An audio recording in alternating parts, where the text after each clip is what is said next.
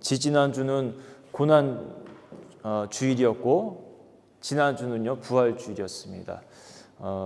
지난주에 우리가 연한 예배를 드리면서 이제 부활절 메시지를 듣긴 했는데 영어로 듣다 보니까 아마 잘 이렇게 기억이 잘 안 나실 수가 있습니다. 그래서 오늘 부활절 메시지를 좀 더 이렇게 추가로 드리려고 하는데요.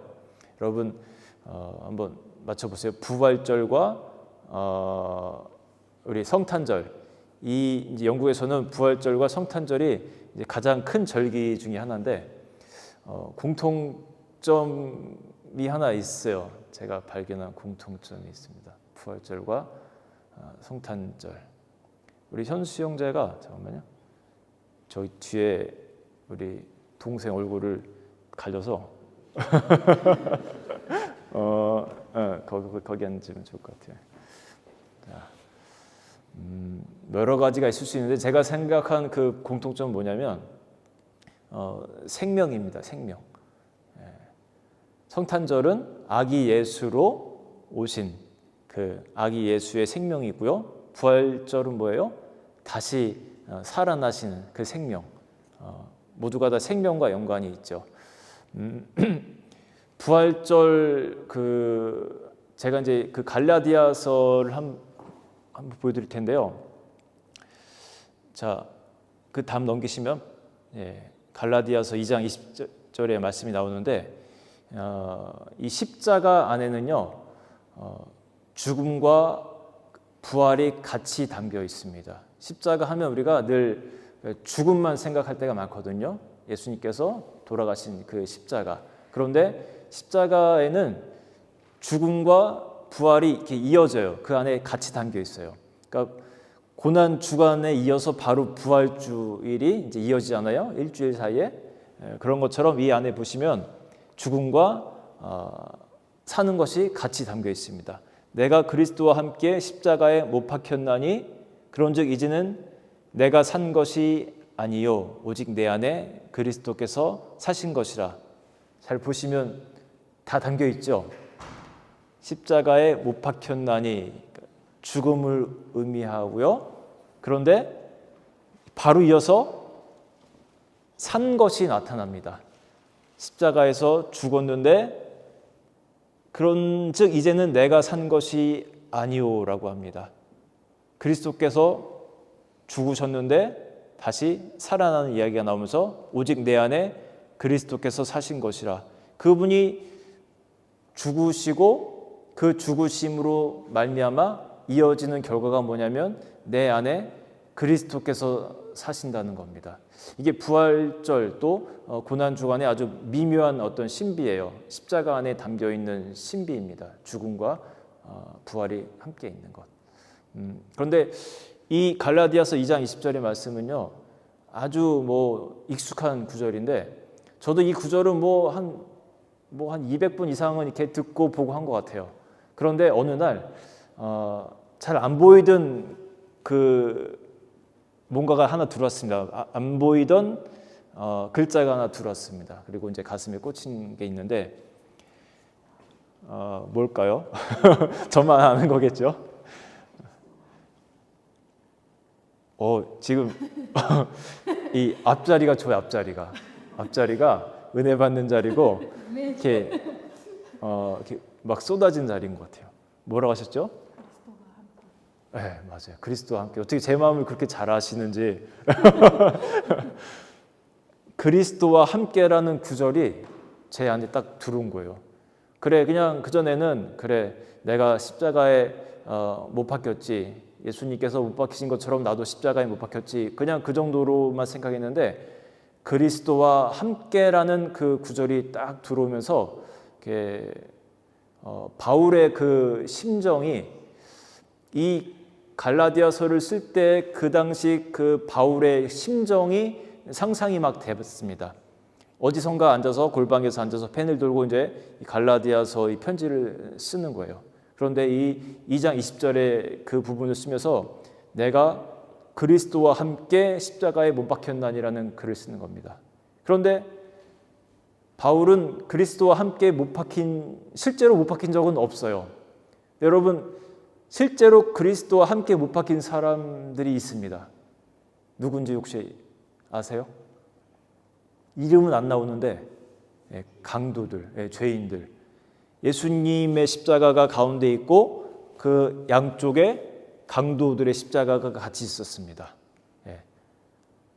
우리가 보통 오른편 강도는 구원을 받는다라고 그렇게 이해를 하는데 성경이 정확히는 오른편이라고 안 나와요. 그냥 한편 강도는 구원을 받고 그 반대편 강도는 끝까지 예수님을 부인해서 구원받지 못하는 그런 스토리가 나오는데, 바울은요 예수님을 그 당시에 잡아서 죽이려고 했던 사람이고 예수님의 제자들까지도 다 잡아서 죽이려고 했던 사람입니다. 아주 그냥 가장 누구보다 적극적으로 탄압하던 사람이었습니다. 그래서 그 십자가 처형 장소에 바울이 분명히 있었을 겁니다. 있었다라는 글은 제가 보지 못했지만 없을 리가 없어요. 그 조그만 땅덩어리에서 그 현장이 없을 리가 없습니다. 아버지가 그 상당에서 이렇게 돌아가셔서 상중에 있지 않는 한 그 자리에 분명히 있었습니다. 그러면서 이제 그 모습을 다 봤겠죠. 한편 강도는 예수님과의 그런 대화를 통해서 나도 오늘 주님과 낙원에 있기를 원합니다. 그러니까 예수님이 네가 오늘 나와 함께 낙원에 있을 것이다 라고 그렇게 컨펌을 하면서 그가 이제 구원을 받게 되죠. 그 장면을 이제 다 목격을 한 겁니다. 바울이 글을 쓰면서 제 상상입니다. 이거는 그 강도의 자신의 모습을 이렇게 투영시킨 것이 아닌가라는 생각이 들었어요. 강도는 보세요. 평생 그냥 강도짓 하다가 그 순간 예수님을 영접함으로 인해서 그 믿음 하나만으로 천국을 가게 된 사람이거든요. 그런데 바울도 계속해서 예수님을 핍박하면서 돌아다니다가 어느 날 그 다메섹으로 가는 그 길 가운데 갑자기 막 눈이 멀고 막 몸이 아픈 것을 경험하게 되거든요. 그러면서 그때 예수님의 음성을 들으면서 왜 네가 나를 핍박하느냐 하면서 그 순간 예수님을 믿게 됐거든요. 그러면서 완전히 새로운 사람으로 변하게 됩니다. 공통점이 있는 거예요. 강도랑 한순간에 자신의 공로가 아닌 그 믿음으로 완전히 새로운 사람으로 변하게 된 그 모습을 보면서 그 강도가 바로 나다라고 생각하면서 내가 그리스도와 함께 십자가에 못 박혔다고 그렇게 고백을 하는 것, 저는 이제 그렇게 상상을 해보았습니다. 오늘 제목이 아까 한번 제목을 다시 한번 보실래요? 내가 그리스도와 함께 살아나는 것이라고 했는데, 그리스도와 함께 살아나는 것은 어떤 의미가 있는지 우리가 한번 오늘 집중적으로 보려고 합니다. 여러분, 우리 그리스도인들은요, 그리스도와 함께 죽고 십자가에서 죽고 또 십자가에서 그리스도와 함께 살아난 사람들, 그것을 그리스도인이라고 합니다. 그러면 그리스도와 함께 살아난다는 것은 어떤 의미가 있는지 오늘 본문을 통해서 볼 텐데요. 한 번 더 넘겨주시면요. 그 다음 거 오늘 본문의 첫 번째 부분인데 우리 현수 형제가 한번 읽어줄까요? 그러므로 우리가 그의 죽으심과 그의 세례를 받고 그와 함께 장사되는 이 나머지 영광으로 말미암아 그리스도를 죽은 자 가운데서 살리신 것 같이 우리 또한 새 생명 가운데서 살게 하려 합니다. 네. 우리가 그리스도와 함께 다시 살아난다라는 것에는 이런 의미가 있습니다. 저는 이 부분을 보고 싶어요. 또한 새 생명 가운데서 행하게 하려 함이니라. 그리스도를 죽은 자 가운데서 살리신 것 같이 우리로 또한 새 생명 가운데서 행하게 하려 함이니라. 주님이 새 생명을 얻어서 부활하신 것처럼 우리도 새 생명 가운데서, 그러니까 새로운 사람으로 행하게 하려 한다라는 것이 그 안에 담겨 있는 거예요. 우리가 그리스도와 함께 부활한다는 것은 그 이전 사람으로 살아가는 것이 아니라 새 생명으로 행하기를 원해서 하나님 우리에게 새 생명을 주셨다는 거예요. 그러면 그 이전에는 우리가 어떤 존재였냐, 성경을 통해서 보겠습니다. 그 다음을 보여주실까요? 우리 옆에 형제가 한번 읽으세요. 전에는 우리도 다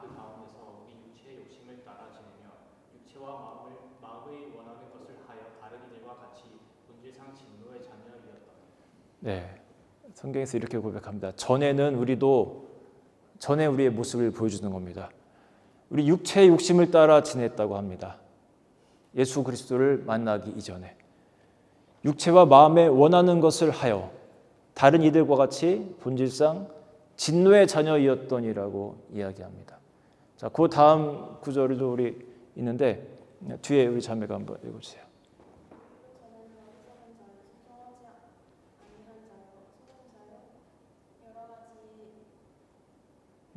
정욕과 같이 그까지 눈이 안 좋아서 정욕과 행락에 종노릇한 자요 악독과 투기를 일삼은 자요 가증스러운 자요 피차 미워한 자였으나 우리의 그 뭐랄까요 본바탕이랄까 그리스도를 만나기 이전에 우리 안에 깔려 있는 내재된 어떤 죄성을 말합니다. 어리석고 순종하지 않고 속은 자고 여러 가지 정욕과 행락에 종노릇하고 악독과 투기 그리고 가증스러운 마음, 피차 미워한 마음 이런 것들이 우리 안에 있다라는 겁니다. 이러한 옛 자아가 아닌 새로운 생명으로 살라라는 그런 의미예요. 그런데 여기서 우리가 복음을 잠깐 느낄 수 있는데 좀 아까 우리가 봤던 이 디도서와 그전 거를 한번 에베소서와 디도서에 이제 각각에 이어서 나오는 구절들이 있거든요. 그걸 한번 보여드릴게요. 다음을 에베소서와 이제 디도서에서 이어서 뭐라고 나오냐면은 이렇게 나옵니다. 우리 자매님 읽어줄까요? 네. 네, 그 은혜가 그 전에는 너희가 이랬는데 구원 얻었다는 겁니다. 그런데 그것이 행위에서 난 것이 아니니 이는 누구든지 자랑하지 못하게 합니다. 너네가 잘해서 내가 구원을 준 것이 아니다. 디도서도 아까 이어지는 말씀인데 이것도 마저 읽어주세요. 우리를 구원하시되 우리가 행한 바 의로운 행위를 말미암지 아니하고 오직 그의 긍휼하심을 따라 중생의 시슴과 성령의 새롭게 하심으로 하셨나니. 네, 여기서도 마찬가지 말씀이 나오는 거예요. 우리를 구원하실 때 우리가 행한 바 의로운 행위로 말미암지 아니하고 오직 그의 긍휼하심을 따라 중생의 씻음, 그리스도의 보혈을 의미합니다. 성령의 새롭게 하심으로 하셨다고 합니다. 우리가 의롭고 우리가 참 괜찮아서 준수해서 하나님이 구원을 주신 것이 아니라 너희가 전에는 이러이러한 사람이었으나 그러나 긍휼하심을 따라 하나님의 은혜로 이렇게 베풀었다는 겁니다. 그 다음 구절을 한번 또 볼게요. 이제 우리를 구원하신 그 이유에 대해서 더 구체적으로 얘기를 해주시는데 우리 동수영 이는 그가 만드신 바라 그리스도 예수 안에서 선한 일을 위하여 지으신 것이니 이 일은 하나님이 전에 예비하사 우리로 그 가운데서 행하게 하려 하십니다. 아까 계속 이어지는 말씀이었어요. 에베소서와 디도서인데 예수 안에서 선한 일을 위하여 지으심을 받은 자니 우리로 그 가운데서 행하게 하려 하심이니라. 디도서도 마저 읽어줄까요? 이는 하나님을 믿는 자들로 하여금 조심하여 선한 일을 쓰게 하려 함이라. 이 계속해서 에베소서와 디도서에서 같은 맥락으로 계속 이어지는 내용입니다. 우리가 잘해서 구원하신 것이 아니라, 그러니까 훌륭해서 구원하신 것이 아니라 구원해 주셨기 때문에 우리가 훌륭한 삶을 살아가야 된다는 것이 이 복음의 메시지인 거예요. 어떻게 표현을 하면 좋을까요? 어떤 사람이 이제 악한 죄를 지었습니다. 옆에 이제 산이 형제가 이제 악한 죄를 지었어요. 그리고 그런데 재판장에게 끌려갔을 때 이 내용으로 봤을 때는 한 10년형을 이제 선고받아야 되는데, 그런데 재판장이 긍휼하심을 따라서 이 산이에게 무효가 아니라 뭐죠? 무죄 선고를 딱 내립니다. 무죄. 김산 학생 무죄. 자, 그러면 우리 김산은 잘해서 무죄 선고를 받은 건가요? 그거는 아니죠. 10년짜리 형을 받을 만큼 못된 짓을 했지만 그럼에도 불구하고 재판장에 긍휼하심이 있기 때문에 무죄 선고를 받습니다. 그러면 재판장에서 나와서 어떻게 살아가야 됩니까? 잘 살아가야 되죠. 잘 살아가야 돼. 내가 무죄 선고 받았네? 이거 괜찮구나.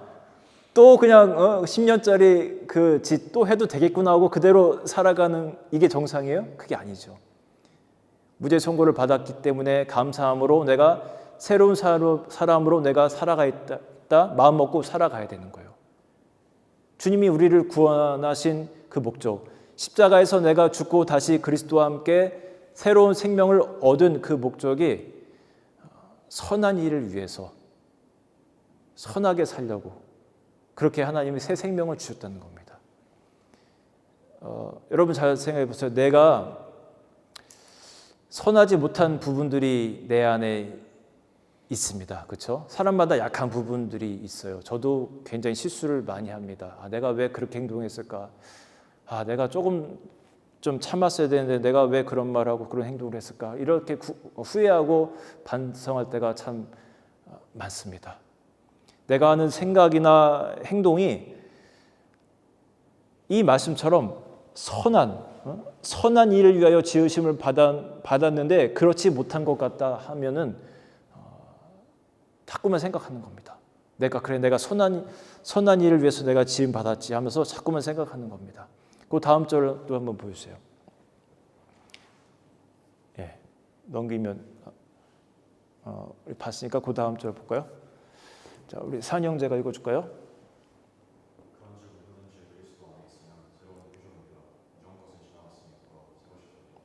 네. 그런즉 누구든지 그리스도 안에 있으면 새로운 피조물이라. 이전 것은 지나갔으니 보라 새 것이 되었도다라고 합니다. 여러분 이것은 스테이트먼트예요. 퀘션 마크가 붙은 그런 센턴스가 아니라 이전 것은 지나갔으니 보라 새 것이 되었도다가 아니라 보았도다라는 스테이트먼트의 문장입니다. 하나님의 약속이고 여러분을 향한 어떤 스테이트먼트예요.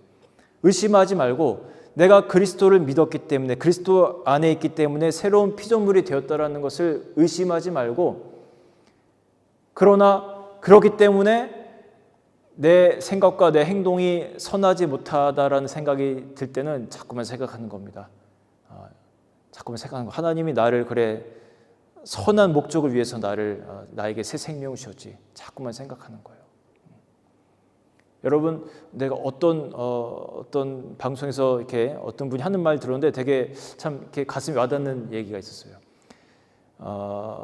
그분이 뭐라고 하셨냐면 사는 대로 생각하지 말고 생각하는 대로 살아야 합니다. 이해가 가셨어요? 사는 대로 생각하지 말고 생각하는 대로 살아야 합니다라는 얘기를 하는데 뭔가 이렇게 그렇다라는 생각을 했었거든요.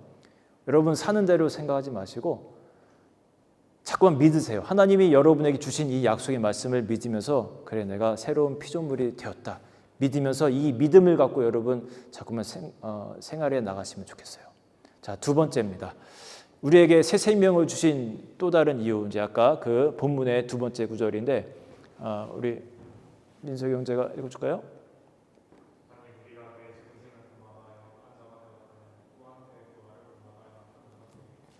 네.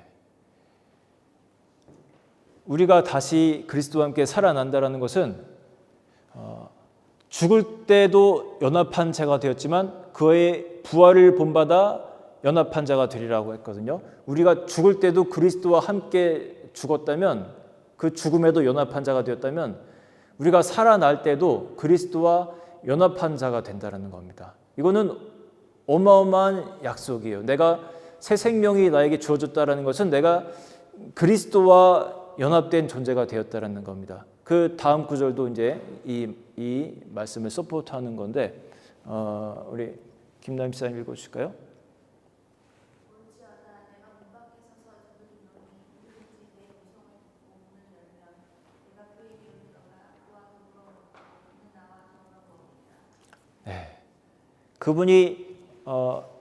그분이 나에게로 들어와서 나와 더불어 먹고 내가 그에게로 들어가서 그와 더불어 먹고 그는 나와 더불어서 먹으리라. 우리가 하나의 공동체, 연합된 존재가 되었다는 겁니다.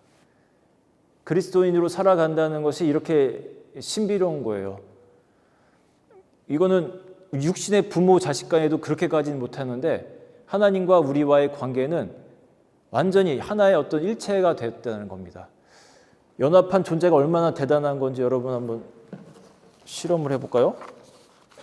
이 종인데 제 이제 설교문이 적힌 종인데, 자 이거를 여러분 손가락으로 이렇게 콕 눌러서 찢을 수 있는 사람 있으세요?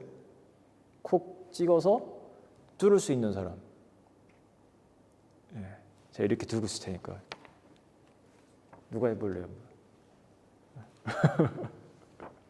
현수 형제 한번 해볼까요? 네. 자, 나오세요. 나오세요.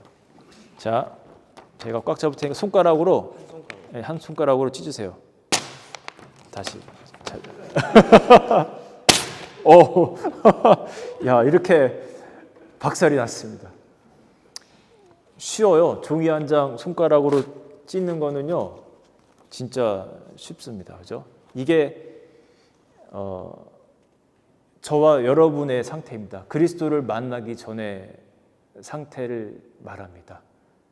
여러 가지로 연약한 사람들이에요. 그런데 이 종이가 연합될 때, 누군가와 단단한 분과 연합될 때 우리는 전혀 다른 존재가 됩니다.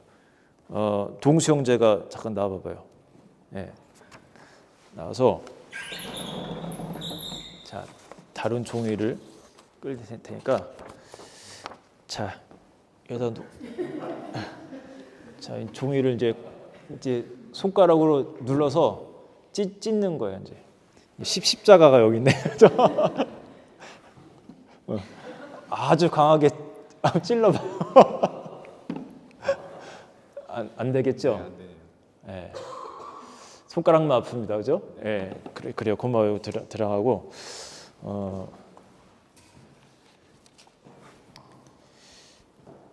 우리가 여러분 이렇습니다. 이 종이와 같습니다. 그런데 우리가 다시 새 생명으로 부활할 때는요, 예수 그리스도와 함께 연합한 자가 된다는 거예요. 이 사실이 여러분 얼마나 놀랐습니까? 여러분 한 명 한 명이 그리스도와 연합된 존재라는 것이 여러분 얼마나 신비롭고 놀라운 사실입니까? 우리 다음 성경 구절에서도 이렇게 말합니다. 이런 사람은 세상이 감당하지 못하느니라. 그리스도와 함께 연합한 자는 세상이 감당하지 못하는 거예요. 이 앞구절에 무슨 내용이 있냐면요, 온갖 핍박과 고문을 당합니다. 심지어 톱으로 켠다는 표현까지 나와요. 톱. 제가 톱질 많이 해보는데 톱으로 얼마 전에 손톱을 제가 조금 이렇게 긁었거든요. 살이 아닌 손톱을 긁었는데도 이게 굉장히 신경 쓰이고 며칠 동안 불편하더라고요. 그럼에도 불구하고 그는 자신의 길을 꼿꼿이 가는 사람이라고 표현하면서 이런 사람은 세상이 감당하지 못한다고 그렇게 말하고 있습니다. 그리스도와 연합한 자이기 때문에.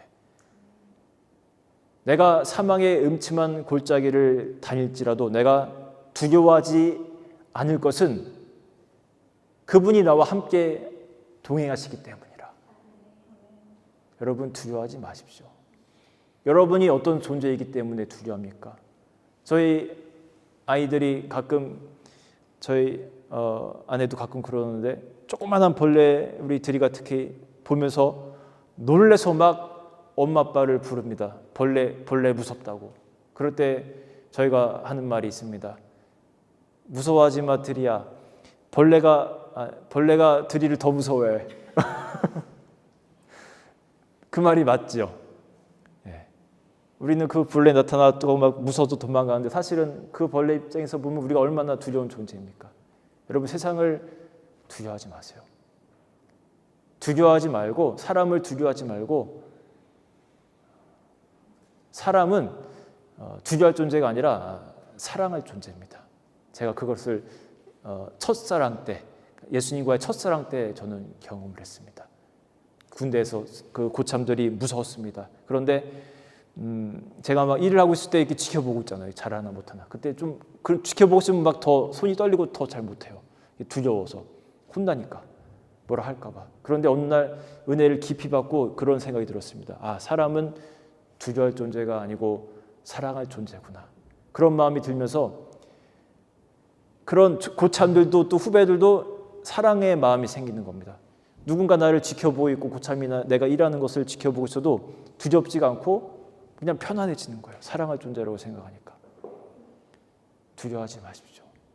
여러분 공부 때문에 뭐 여러분의 앞날 때문에 두려워하지 마십시오. 저는 학부의 학점이 제가 이제 그 한국방송통신대학을 나왔습니다. 학점 따기가 쉽지는 않아요. 익스큐즈를 조금 하자면 쉽지는 않습니다. 4점대는 기대할 수도 없는 점수예요. 저는 아주 낮습니다. 말할 수는 없지만 대한민국 최하로 저는 졸업을 한 사람이라고 할 수가 있습니다. 그래서 영국에 유학을 오면서 나 같은 사람 세상에서 받아줄까라는 걱정을 갖고 왔는데 자기들끼리 회의를 하면서 놀라는 겁니다. 점수가 왜 이러냐고. 네. 그때 한 3-4명이 이제 그 교수님들이 오셔갖고 이제 인터뷰를 했거든요. 좀 희한한 학생이 와가지고 점수가 이렇게 안 좋은데 어떻게 유학을 올 생각을 했나 이런 생각 때문에 그랬는지 이렇게 회의하더니 그래서 제가 저는 그때 당시 군인이었고 풀타임 학생이었고 또 풀타임 또 군인으로 이렇게 활동하다 보니까 점수가 좀 이렇게 안 좋지만 열심히 하겠습니다라고 했더니 자기들끼리 잠깐 기다려보라 하더니 한 5분 10분 그 회의를 하고 나와서 인정을 해줬어요. 그래 풀타임 군인이었으니까 바빴겠다라고 우리가 저기 인정한다고. 제가 전쟁 중이었다고 얘기를 했거든요. 전쟁 휴전이니까 전쟁 중이긴 하잖아요. 네, 휴전이니까 너무 바빴다고. 그러더니 합격과 더불어 석사 과정을 얘기하는 거예요. 합격과 더불어 잘 안 주는 그 장학금까지 줬어요. 네. 자랑하는 자랑. 그 최하의 점수를 갖고도 그냥 내가 여기서 어떻게 전도사로 이제 처음 온 거거든요. 하나님의 일 하겠다고 이렇게 와서 비자가 필요하니까 내 석사 과정을 들어갔는데 하나님께 이제 기도하면서 간구하면서 그때 받은 그 지혜가 전쟁 중이라는 거였거든요. 그렇게 하니까 하나님이 어쨌든 일을 진행시켜 주셨습니다. 여러분 우리 특별히 학생들이 있는데 여러분 진로 때문에 공부 때문에 너무 걱정하지 마세요. 안 될 때도 있어요. 내가 원하던 대로 잘 이렇게 풀려나가지 않을 때도 있습니다. 심지어 꽈락 맞아서 페일할 수도 있습니다. 저도 인생에서 여러 번 페일한 적이 있습니다. 여러 가지. 그러나 그것이 여러분에게 결국 복이 될 때가 있어요. 분명히 그렇습니다. 두려워하지 마십시오. 한 가지 기억하세요. 여러분은 그리스도와 연합한 자다. 이런 자는 세상이 감당할 수 없다. 그 믿음을 갖고 여러분 사시기 바랍니다. 아멘. 우리 같이 찬양하겠습니다. 나 주보혈 아래 있네. 나 원수의 어떠한 공격에도 더 이상 넘어지지 않네. 주보혈 아래 있네. 더 이상 넘어지지 않네. 더 이상 넘어지지 않네. 더 이상 넘어지지 않네. 난 주보혈 아래 있네.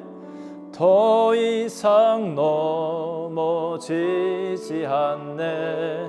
난 주보혈 아래 있네.